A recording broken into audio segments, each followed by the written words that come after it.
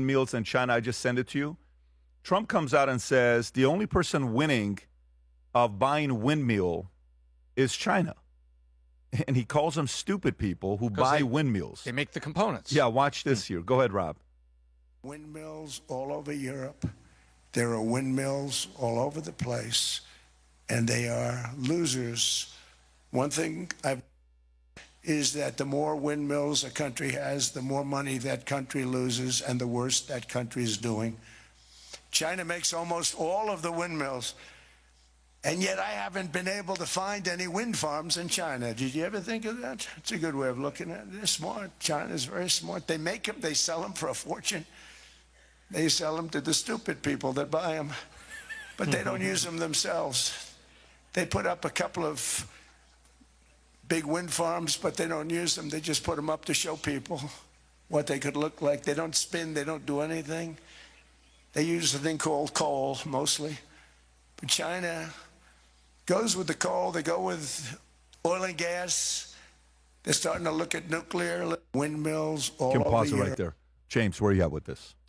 Well, I think he's right. I mean, it's rather fitting that China will sell all the windmill equipment and sell all the windmill devices, but won't use windmills themselves because the Chinese are smart. Let's just be honest. The Chinese are smart. We actually have quite a bit we can learn from them in the space of energy and infrastructure. We should have rail. We should allow Brightline to build all the way through Tampa, perhaps even more from there. We can learn that we need to modernize our electric grid and our infrastructure. And I think the president's right to call out the hypocrisy of China selling all the windmills, but not believing in them to actually build them in their own country. The future is nuclear all the way. Tom. Yeah, I agree with what Howard was saying. And it was very interesting. And I saw 2 news reports on this, so I believe it to be true. Christine Lagarde, who's head of the ECB, European Central Bank, she got up and left while Howard was, going off on people. She literally huffed and got up and left, And Who's this?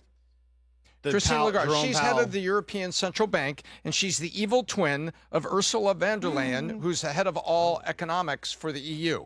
Those 2 women wreak more havoc in the sovereignty of European countries because they've given them control, ECB, European Central Bank, and Ursula von der Leyen, the head of business for EU. And so she is one of the 2 evil twins, as I call them. And while Howard was going on, she gets up and leaves. I love it. And this is the woman that controls the entire money supply, the monetary policy for the European Monetary Union, right? Correct. She controls every single economy in Europe. She's French, but controls the economy of Spain, of Portugal, of Germany. This is the fear, Patrick, is if we give too much power to centralized government, we will become Europe. And look at what Europe has become. It's become a shell of its former self.